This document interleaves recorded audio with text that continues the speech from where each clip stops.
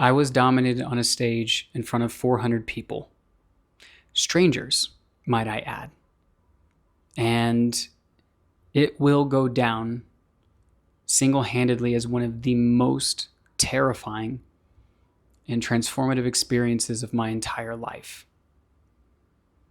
My reason for sharing the story is because my hope and my intention is that you will hear for yourself and be able to connect to the parts of yourself in your life where it's riddled with shame. You feel like you need to hide. Something that's tucked away, that has felt safer to keep from the world, and that maybe, just maybe, that you will hear something for yourself that will give you the courage to take an action in that area of your life that, like it did for me, will liberate you in ways that you could never have possibly imagined. For me, the story begins on a fateful trip to Colorado. It was back in 2024. Some time in 2023, I'd heard about this event called Pleasure Island that was going to be hosted in Denver, Colorado. It was being hosted by Jaya, who is a renowned sexologist and genius, in my own words, a genius when it comes to everything sexuality. It is specifically about creating liberation through understanding the blueprints that are our unique sexual interests. Highly recommend her work if it's something that you're curious about. I've been reading her work, studying her work, practicing her work for some time, and it had led me to a lot of peace and pleasure when it came to my life and my sexuality.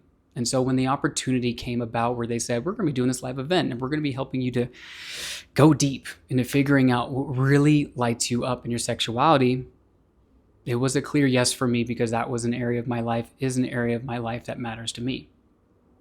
And seeking that liberation. So I bought my ticket a year out in advance, started reaching out to my close friend in Colorado and was like, hey, can I come stay with you? He said, for sure. I'm like, cool. I'm getting ready to go.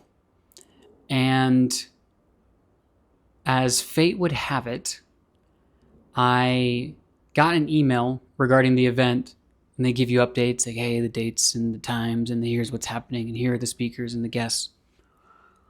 And this crazy coincidence, not so much of a coincidence, ended up happening. I got the email and it said, hey, we want to announce that we are inviting a very special guest to our event. Mistress Damiana Ph.D. Now, the reason why this person being added to the event was so mind-blowing for me was because a little over a year ago, when I was really focused on building my podcast, I had built this list of people that I wanted to interview. And on this list, she was one of those people, because she had come from being a dominatrix, being in the sexuality healing space. But she came at it from a really interesting perspective, because she had a degree, multiple degrees in clinical psychology. Very, very, very smart. Did a lot of her study on kink life and the effects on health, well-being, mental health, all of the above. I'm like, man, I really want to interview this woman. And so I did. And if you ever want to see that podcast, it was absolutely incredible. It was one of the scariest conversations I ever had, just like this one, and also led to one of the more transformative ownership pieces in my life, which I will put the link in the description to that podcast so you can find it if you're curious. On that podcast, I had owned for the first time in this public way a lot of my own desires as it related to my own sexuality. After that conversation, I said, man, I would love to meet you sometime and to be able to experience what it's like to be in your presence and the type of work that you do, to see what it looks like real time. But she's out in California, I'm in Florida. It wasn't really a thing that crossed my mind. So when I get this email that's like, hey, by the way, this event that you already purchased a ticket to over a year ago, she's going to be there. I'm like, well, that's cool. Like, I'm going to get to meet her. That's super sick. So I'm getting ready for the trip. I pack up all my stuff, flying over Florida to California. I get settled. And it is a 4-day experience. 4-day immersion, which is filled with a variety of different teachings of principles, but actually most of it are embodied practices, things that we get to do and experience in our body, because the most important thing is to actually bring us back into our body, because so much of our life, our sexuality and other things, we float up into our head. We start to disassociate. We're not connecting with our human experience. And so pleasure is one of the quickest ways, along with pain, which is a whole other fun side note, to pull us back into the body, to pull us back into the present moment, which is one of the reasons why I was so fascinated with this body of work. Well, on the third day, well, actually on the first day, Mistress Damiana is there. I go and I connect with her. She's sitting down at her stand. She's really renowned in the space of kink and BDSM and sexuality. So people are coming by and getting her book. She's signing it at some point because she didn't know that, or actually no, I messaged her and I was like, hey, we're going to be there. I walked up to her, we made a connection. It's like, oh, cool. Like, you're going to be doing this workshop here soon, and I can't wait to see it. This was going to be on day 3. This is day 1. So I'm like waiting it out, having all the different experiences. Day 3 comes around, and the way that the event was set up, when you go into the room, there are, if you imagine a stage, there's like a section here, a section here, and a section here. There's 3 different sections, left, right, middle. The frontmost part of the seats are set aside for their VIP members. So the people who paid the extra get the ticket. Well, I wanted a front row seat for whatever was about to happen, because I had gotten a little insider news that she was going to be doing a live demonstration of her work, dominatrix stuff, domination, BDSM, dominant submission, that type of stuff on stage. So I was like, I want to take notes. I am so excited. Sit down. There's screens on both sides of the room, big screens so people can see the information, and she's doing her lecture, sharing about what it is to be in as a dominatrix and her work and the importance of her work, and bringing through this idea that was really fascinating to me about light workers who play in the dark, and about how when we bring our darkness to the light, there is actually great healing in doing that, because there is this incredible misunderstanding about kink and sexuality and psychology, and that if you have these desires and there's something broken or wrong with you, but she's dispelling it and actually sharing it in a very informative way that makes sense. It's like, oh, we're not broken, we're not busted. There's just ways in which our bodies and our psychologies and everything make connections in order to be able to make sense of different traumas and stressors and things in life that we've had. So she finishes her lecture. Like, that was super cool. I'm going to do a live demonstration now, she says. I'm like, ooh, okay. Like, she's going to bring like one of her people on stage.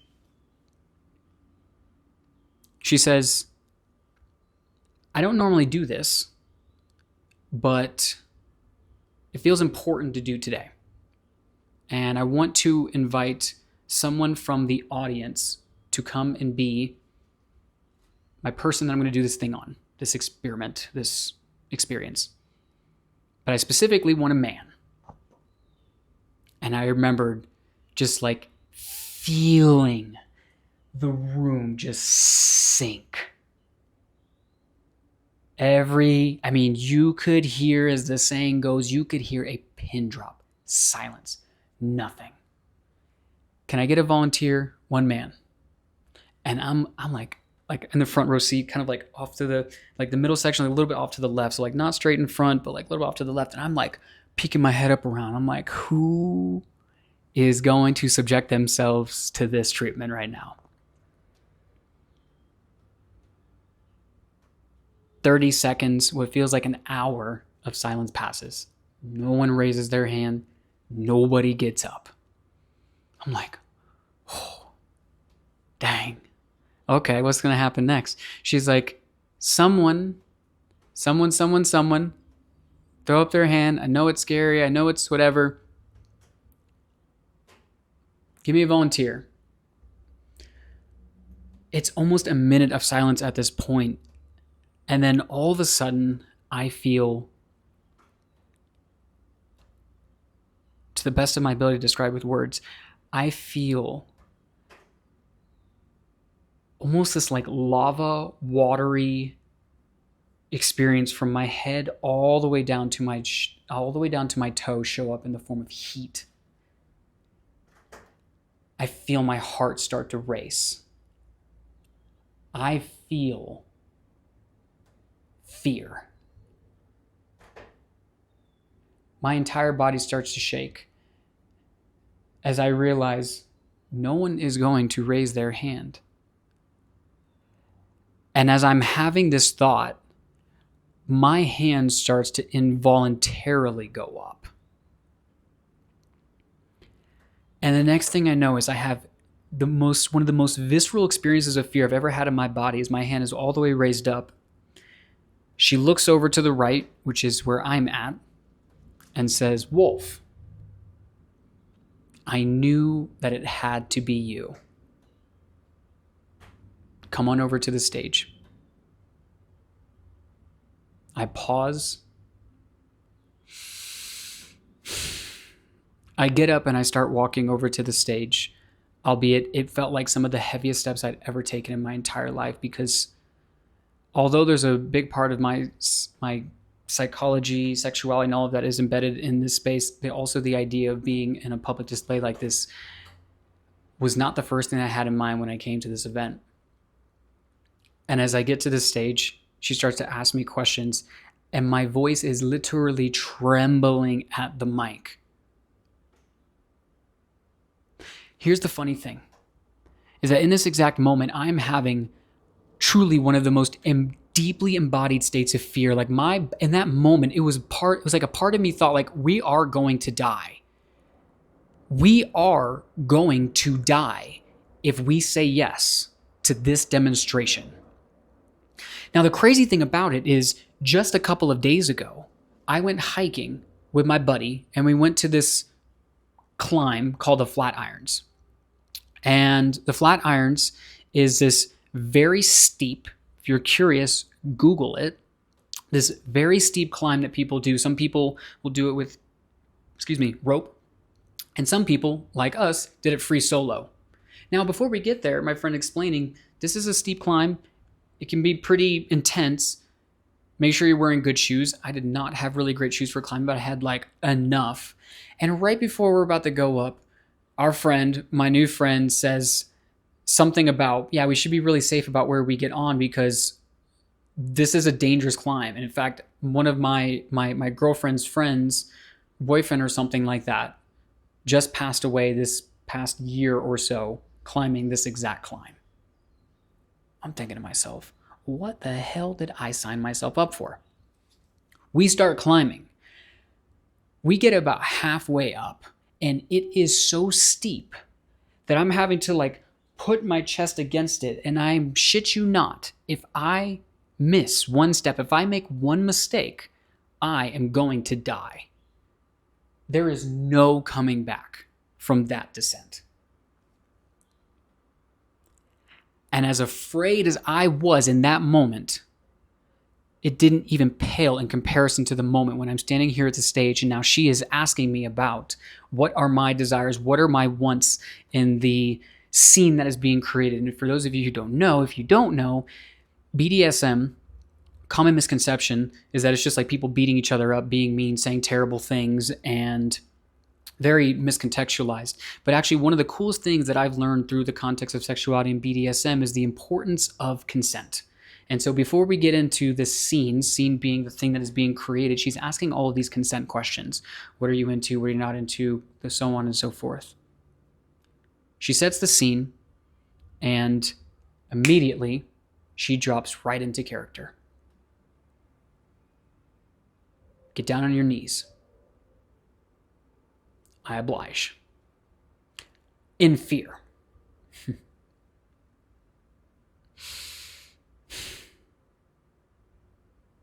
The rest of the scene unfolds, and she puts me through a variety of humiliating tasks, getting on knees, crawling around. This goes on for what feels like infinity. And the entire time I am listening with such intensity because I don't want to make a mistake, because I know if I do, there will be a punishment, and I do not want whatever that punishment is going to be. We go through the experience. She She destroys me. She owns me. She dominates me on a stage in front of 400 complete and total strangers. When the scene comes to a close, she pulls me into a nurturing position and is kind of gently rubbing my back. Sits me back up at some point, and they turned it over to the audience to ask questions. I'm kneeling beside her. I'm in what would be referred to in this space as subspace. This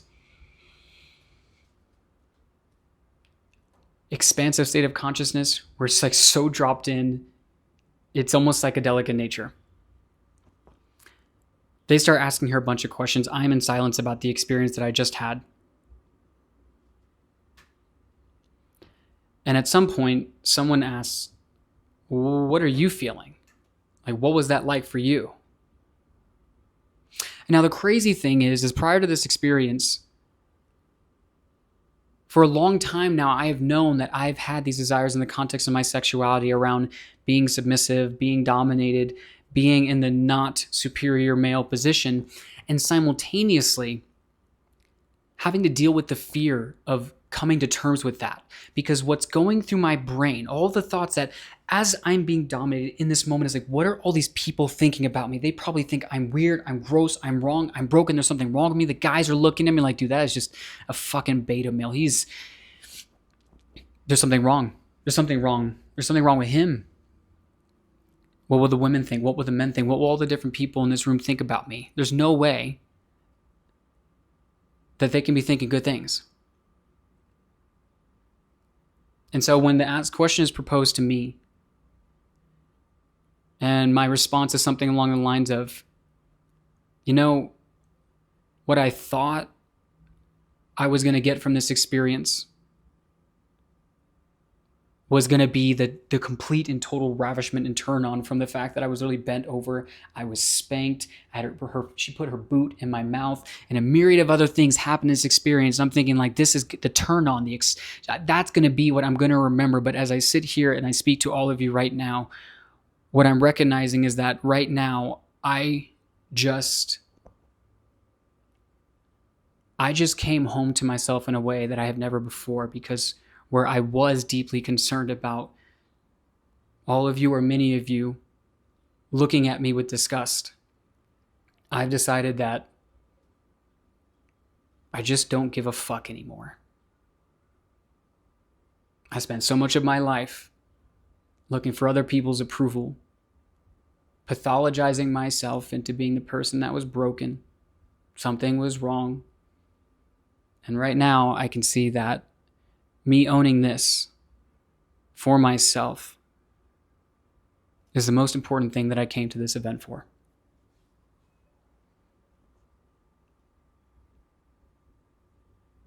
Room silent. Scene closes. I leave the stage and I take the time for integration. And some of those thoughts of unworthiness and what will other people think of me came online a little bit. I continued to remind myself that it didn't matter. But what was really cool and I didn't expect, women, men, guys, girls, machismo, soft, the full spectrum of human came and shared their experience with me. Some of them were like, are you okay? Oh my goodness, like I couldn't imagine. I could never do that. Like, why would you want that? Why would you want to be humiliated and degraded and all these different things? And more of them came to me and said some version of, thank you so much for having the bravery to do the thing that no one else would have done. Because of you, I feel like I get to own parts of my sexualities in ways that I couldn't have imagined before. Your bravery inspires me. And now, although I didn't do any of that for the intention of getting these responses back to me, but it has led to friendships, it has led to connections, it has led to a reclamation within myself, for myself, in a way that I could never have imagined. Even now, creating and sharing this video with you, and the world, and the internet, and YouTube. It's taken a little bit to get to this video because it's scary for obvious reasons. But what I really got from this experience is realizing that the more that I hid from myself, the more like it felt like my consciousness was being fragmented. I have to only show you certain parts for you to like and love me. And I show my mom, my parents, certain other things, my friends, certain things. And so I'm never actually fully being myself. Well, what happens is when I fully embrace who I am, that doesn't mean that I don't have fear anymore. It doesn't mean that I don't get scared. What it means is that even in the face of my fear, that I still choose myself. I still radically choose who I am. I still radically choose the life that God, universe, spirit, or Gus for short, has put inside of me. And the same is true for you. What I mean by that is, there is something inside of you, something inside of your life that maybe you have not been fully owning. And it may not be in your sexuality. It may be in your money. It may be in your health. It may be in your relationship. There's cheating that's happening. There's lying that's happening. There's not full truths that are being told. And the more that you and we allow these things to go unspoken to, the more it unconsciously has a grasp on us and it begins to puppet us. We can never feel free. We can never feel liberated. But if we choose to bring it to the light, then it can. And now I'm not telling you to go and tell the world in front of 400 strangers on a stage that this is my sexual desire and here's what I'm into. I'm not telling you to do that. That just happened to be that it was my path. And I have found that the more willing I am to take the most scary and terrifying, courageous thing is it has and continues to lead me to the most incredible experiences of my entire life. And that is available for you too. And so as I stated in the beginning of this, my hope and my intention is that this inspires something for you. You don't need to hear yourself directly in my experience, but please allow it to hear for you, for the parts within yourself that you can connect with right now that are feeling afraid. There is nothing wrong with you. There is nothing broken. But maybe they need a little bit of your love and your attention, as mine do and still are receiving my love and my attention. You're not alone. You're not alone. If you're on this journey, creating a life that is true and authentic to you, owning your shit, wanting to step into those areas where you're feeling afraid, to be held in it, to take it to the next level, you should come kick it with me in the community in the Remembrance Dojo. It's a private community that we just released, at the time of this video anyways. And it's all about finding our weirdos and creating the space where we, the fullness of who we are, get to reclaim and come back home. So if you're into that, the link is in the description. I thank you so much for your time, for your energy, and whatever resonated, leave me a comment. Leave me a comment about your experience, about what you are stepping into newly. All my love, all my weirdness, all the peace I got inside of me, sending it your way. Peace.